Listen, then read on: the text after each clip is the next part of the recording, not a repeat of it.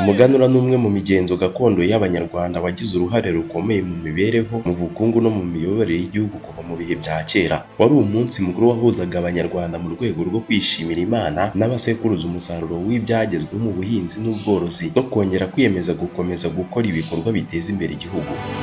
Mu muco nyarwanda, umuganura ntiwari umunsi wo kurya no kwishimira umusaruro gusa, ahubwo wari n'umwanya wo kugaragaza ubumwe, ubufatanye, ubupfura, gukunda umurimo no gusangira ibyo abantu bagezeho. Wafashaga kandi gushimangira umubano hagati y'umwami n'abaturage, ndetse ugatanga amahirwe yo gusuzuma uko igihugu gihagaze mu rwego rw'ubukungu n'imibereho. Nyuma y'igihe kinini umuganura utizihizwa ku rwego rw'igihugu, wongeye gusubizwaho hagamijwe kubungabunga umuco nyarwanda no gukomeza kwimakaza indangagaciro zubaka igihugu. Muri iki gihe, umuganura ni umwe mu minsi mikuru y'igihugu uhuza Abanyarwanda bose mu rwego rwo kwishimira iby'igihugu cyagezeho no kongera kwiyemeza gukomeza ibikorwa by'iterambere. Nitwa Private. Iki cyegeranyo kigamije gusobanura inkomoko n'amateka y'umuganura, uko wizihizwaga mu Rwanda rwo hambere, indangagaciro ziwushingiyeho, uruhare wagize rukomeye nyuma ya Jenoside yakorewe Abatutsi mu mwaka w'1994, ndetse n'akamaro kawo mu kubaka u Rwanda rw'ubu n'urw'ejo hazaza.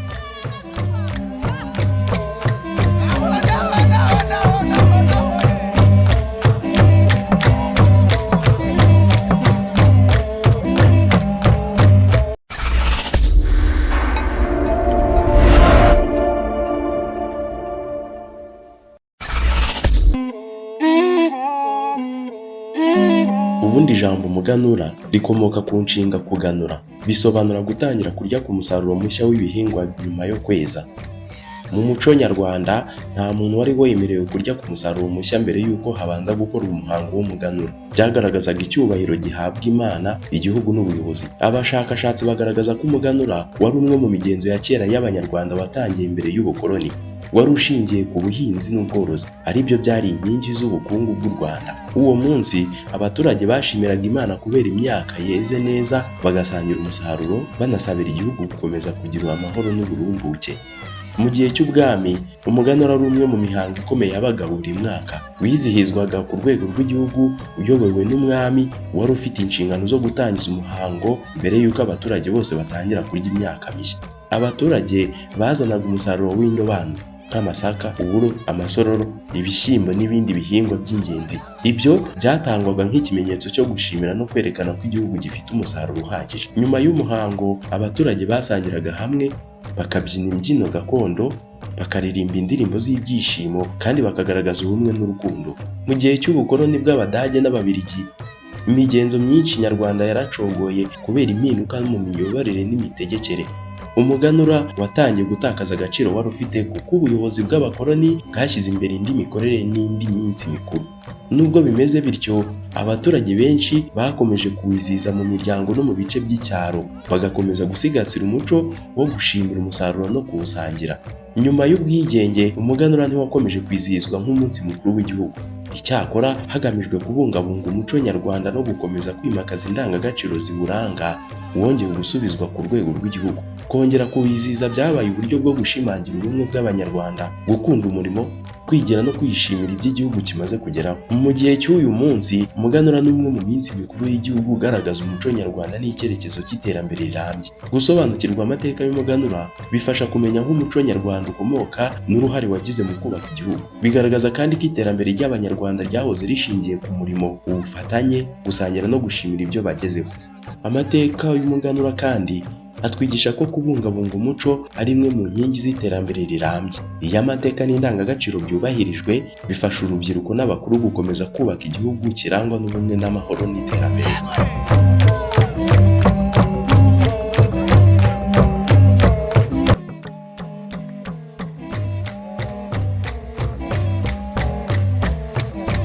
Nk'uko Alex Kagame abivuga, umuganura wizihizwaga igihe imyaka yabaga yeze, cyane cyane amasaka ariyo yafatwaga nk'igihingwa cy'ingenzi mu gihugu.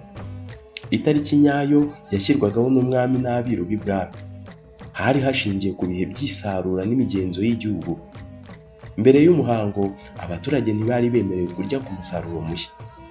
Byafatwaga nk'umuco wo kubaha igihugu no gutegereza ko umwami atangiza ku mugaragaro igihe cyo kuganura. Nk'uko Jean Vasina yabisobanuye, Umwami yari umutware w'umuhango w'umuganura, yabanzaga gutura amaturo no kuganura ku musaruro mushya, hanyuma abaturage bose bagahabwa uburenganzira bwo kuwurya.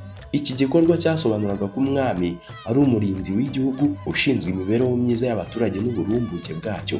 Ibi kandi byagaragazaga isano iri hagati y'ubuyobozi, abaturage n'umuco nyarwanda. Mu gihe cy'umuganura icyo gihe hakorwaga ibikorwa bitandukanye, hari harimo gutegura no kwerekana umusaruro mwiza wavuye mu buhinzi n'ubworozi, gutamba no gushimira Imana kubera umusaruro n'amahoro igihugu cyari gifite, gusangira ibiribwa n'ibinyobwa gakondo mu muryango no mu baturanyi, kuririmba indirimbo z'umuco no kubyina imbyino gakondo, gutanga impanuro ku rubyiruko zijyanye n'indangagaciro zo gukunda umurimo, ubupfura n'ubumwe byariganzaga cyane. Nk'uko Marcel Datiferte na Anastase Murego babigaragaza, umuganura wari umwanya wo kongera guhuza abaturage no gushimangira umubano hagati y'abayobozi n'abo bayobora.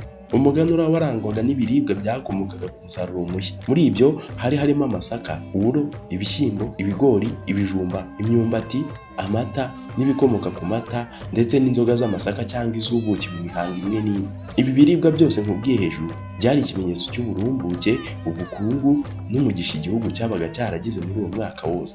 Abaturage bose bagiraga uruhare mu kwizihiza umuganura. Abahinzi bo bazanaga umusaruro mwiza, naho aborozi bagatanga amata n'ibindi bikomoka ku matungo, naho abagore bagategura amafunguro, naho urubyiruko rukitabira imbyino, indirimbo n'ibindi bikorwa by'umuco. Nk'uko Alex Kagame akomeza kugenda abivuga, umuganura wari umwanya wo kugaragaza ubufatanye n'ubwuzuzanye hagati y'ibyiciro byose by'abaturage.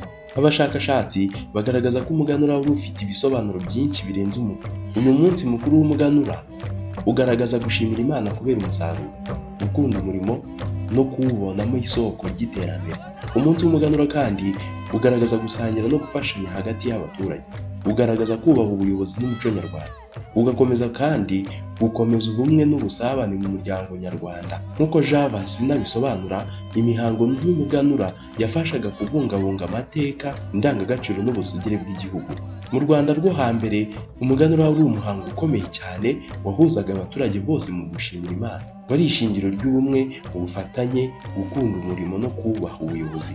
Uko wizihizwaga kose byagaragaza ko Abanyarwanda bari bafite umuco uhamye ushingiye ku ndangagaciro zubaka igihugu. Niyo mpamvu kugeza na n'ubu umuganura ukomeje gufatwa nk'umwe mu nkingi z'umurage ndangamuco w'u Rwanda. Mu Rwanda rwo hambere, ubukungu bwari bushingiye cyane ku buhinzi n'ubworozi, bityo umuganura ukaba warabaga igihe cyo gusuzuma umusaruro igihugu cyabaga cyagezeho no gushimira Imana kubera uburumbuke.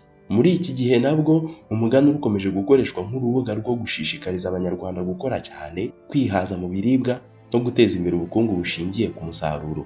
Ubuhinzi bwari inkingi y'ubukungu bw'u Rwanda rwo hambere. Umuganura wizihizwaga nyuma y'isarura ry'ibihingwa by'ingenzi, bikaba byaragaragazaga ko abaturage bari bageze ku ntego yo kweza imyaka. Kubona umusaruro mwiza byafatwaga nk'ikimenyetso cy'iterambere ry'umuryango n'igihugu muri rusange. Uretse ubuhinzi, ubworozi nabwo bwari inkingi ikomeye y'ubukungu. Inka zari zifite agaciro gakomeye mu muco nyarwanda kuko zatangaga amata, ifumbire, kandi zikaba ikimenyetso cy'ubukungu n'icyubahiro. Mu kwizihiza umuganura, amata n'ibindi bikomoka ku matungo byifashishwaga mu mafunguro no mu kwakira abashyitsi. Ibi byagaragaza ko ubuhinzi, ubworozi byuzuzanya mu guteza imbere imibereho y'Abanyarwanda. Imwe mu ndangagaciro z'ingenzi zaranze umuganura ni ugukunda umurimo.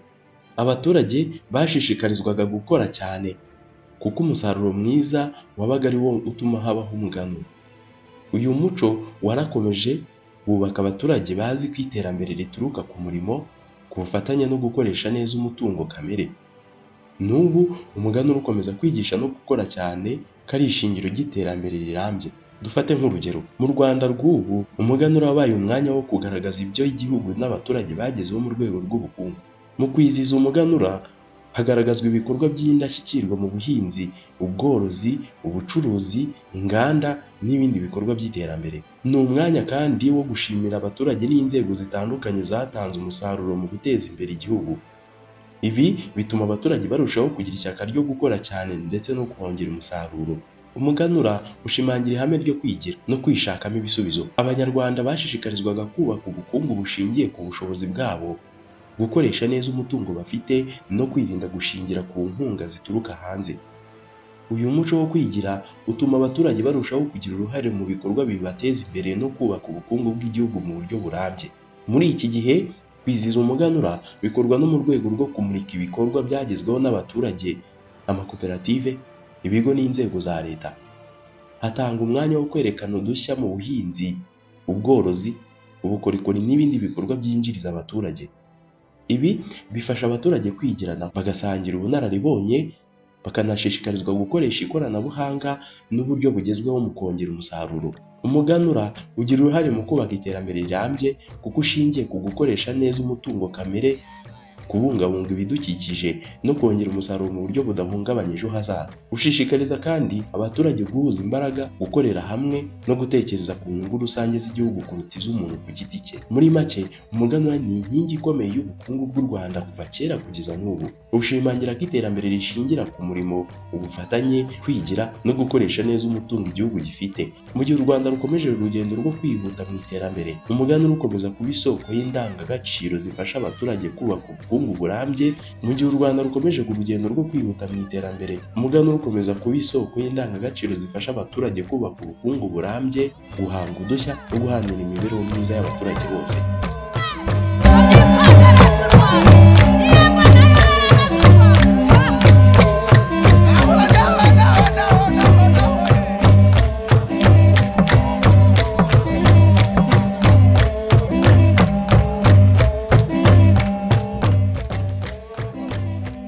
Padiri Alex Kagame, umwe mu bahanga bibanze ku mateka n'umuco nyarwanda, agaragaza ko umuganura wari umuhango wa leta wabaga uyobowe n'umwami. Mu gitabo cye cya Le Code des institutions politiques du Rwanda précolonia cyo mu mwaka w'1952, asobanura ko umwami ari we wabanzaga kuganura ku musaruro mushya mbere y'uko abaturage bawurya. Ibi byashimangiraga isano iri hagati y'ubuyobozi, abaturage n'igihugu. Kagame mu gitabo cye wakomeza kugenda yerekana uko umuganura wari uburyo bwo kwimakaza indangagaciro zirimo gukunda umurimo, kubaha ubuyobozi, gusangira no gushimira Imana kubera umusaruro. Jean Fasina yaje amwunganira, yunga mu rye, akaba ari umuhanga mu mateka. Mu gitabo cye cya Antecedents to Modern Rwanda, The Nyiginya Kingdom, yacyanditse mu mwaka wa 2004, agaragaza ko imihango nk'umuganura yagize uruhare rukomeye mu kubaka no gukomeza ubwami bw'u Rwanda. Fasina asobanura ko umuganura wari umuhango uhuriza hamwe abaturage n'ubuyobozi, ugafasha kubungabunga amateka, indangagaciro n'ubusugire bw'igihugu. Yerekana kandi ko imigenzo nk'iyi yari uburyo bwo kwimakaza ubufatanye no gusigasira umuco nyarwanda. Mu gitabo cya Le Code du Rwanda Ancien cyo mu mwaka w'1962, Marcel de Taferte na Anastase Murego bo ku giti cyabo bagaragaje ko umuganura wari umwanya wo guhuza imiryango n'amoko atandukanye yari agize igihugu icyo gihe. Basobanura ko gusangira umusaruro no guhura mu miryango n'imihango byafashaga kongera ubusabane n'ubufatanye hagati y'abaturage. Ishami ry'umuryango w'abibumbye ryita ku burezi, ubumenyi n'umuco UNESCO rigaragaza ko umuganura ari umurage ndangamuco ufasha kubungabunga umuco nyarwanda no kuwuhuza n'iterambere rirambye. Mu gihe cya none, umuganura urenze kuba umunsi w'isarura, ni umwanya wo kwerekana ibyo igihugu cyagezeho mu bukungu, uburezi, ubuzima, ikoranabuhanga n'ubuhanzi n'ibindi byinshi. Ibitekerezo byose by'abahanga nakubwiye hejuru n'abandi tutarondoye bahuriza ku kintu kimwe: umuganura ni umwe mu nkingi z'umuco nyarwanda wafashaga kubaka ubumwe bw'abanyarwanda, ukaba ishingiro ryo guteza imbere ubuhinzi n'ubukungu, ugafasha kwimakaza ubuyobozi bushingiye ku ndangagaciro.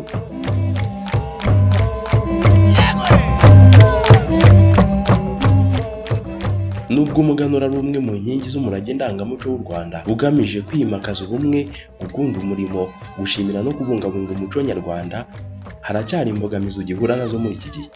Izi mbogamizi akenshi ziba zishingiye ku mpinduka z'imibereho, ikoranabuhanga, aho isi igenda irushaho kuba umudugudu n'ihindagurika ry'ubukungu n'umuco. Ariko kandi hari amahirwe menshi agaragaza ko umuganura ushobora gukomeza kugira uruhare rukomeye mu iterambere ry'u Rwanda no kubungabunga umurage ndangamuco. Kimwe mu bibazo bikomeye ni uko imico y'amahanga ikomeje kugira uruhare runini mu mibereho y'urubyiruko. Kubera itangazamakuru, imbuga nkoranyambaga n'ikoranabuhanga rigezweho, bamwe mu rubyiruko ntibamenya neza amateka n'agaciro k'umuganura. Nk'uko UNESCO ibigaragaza, iyo umurage ndangamuco udahabwa agaciro cyangwa ngo wigishwe abakiri bato, uba ushobora kuzimira burundu. Abashakashatsi bagaragaza ko urubyiruko ari rwo rugomba kuzakomeza kubungabunga umuganura. Nyamara hari aho usanga batitabira ibikorwa by'umuco uko bikwiye, bitewe n'impinduka mu mibereho, kwimukira mu mijyi no kwibanda ku bikorwa by'ikoranabuhanga kurusha iby'umuco. Kera umuganura wari ushingiye cyane ku musaruro w'ubuhinzi. Muri iki gihe ubukungu bw'u Rwanda bushingiye no ku rwego rwa serivisi, ubucuruzi, inganda n'ikoranabuhanga. Ibi bisaba ko umuganura ukomeza guhuza indangagaciro gakondo n'imiterere mishya y'ubukungu kugira ngo ukomeze kugira akamaro ku baturage bose. Imihindagurikire y'ikirere igira ingaruka ku musaruro w'ubuhinzi, ari nawo shingiro ry'umuganura. Ibi bituma hari imyaka idashobora gutanga umusaruro uhagije, bityo bikagira ingaruka ku gusobanura n'imiterere y'uyu muhango. Leta y'u Rwanda ibinyujije muri Minisiteri ifite umuco mu nshingano n'urwego rw'igihugu rw'iterambere RDB mu guteza imbere ubukerarugendo bushingiye ku muco, ikomeje gushyira imbaraga mu kubungabunga umuganura nk'umurage ndangamuco. Ibi bihuye n'amasezerano ya UNESCO yo kubungabunga umurage ndangamuco udafatika. Hazakomeza kandi gukorwa ubukangurambaga mu mashuri, muri za kaminuza no mu itangazamakuru kugira ngo urubyiruko rusobanukirwe inkomoko, amateka n'akamaro k'umuganura. Ibi bizafasha gukomeza kubungabunga uyu murage no kuwugeza ku bisekuru bizaza. Ikoranabuhanga rizakomeza kugira uruhare mu kwamamaza umuganura ku rwego mpuzamahanga. Imbuga nkoranyambaga, imbuga za interinete, amashusho mbarankuru n'ibiganiro byo kuri murandasi bishobora gufasha abantu benshi kumenya amateka n'agaciro k'uyu muhango. Umuganura ushobora gukomeza kuba kimwe mu bikorwa bikurura ba mukerarugendo baturutse hirya no hino ku isi. Kubihuza n'imurikagurisha ry'ubuhinzi, ubuhanzi, ubukorikori n'ibiribwa gakondo byatanga umusaruro mu bukungu bw'igihugu no kumenyekanisha umuco nyarwanda. Mu rwego rwo kugera ku ntego z'iterambere rirambye, umuganura ushobora gukomeza gukoreshwa nk'urubuga rwo gushishikariza abaturage kubungabunga ibidukikije, kongera umusaruro w'ubuhinzi, gukoresha neza umutungo kamere no guteza imbere ubufatanye.